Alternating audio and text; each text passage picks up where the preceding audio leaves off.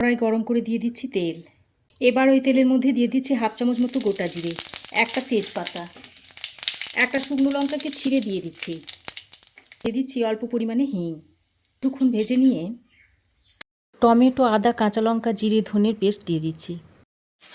এবার মশলাটাকে বেশ কিছুক্ষণ সময় ধরে ভালো করে কষিয়ে নিতে হবে। আর কেটে ধুয়ে রাখা লাউটা দিয়ে দিচ্ছি। লাউটা দিয়ে মশলার সঙ্গে খুব ভালো করে কষিয়ে নিতে হবে। স্বাদ মতন নুন, অল্প একটু চিনি দিয়ে দিচ্ছি।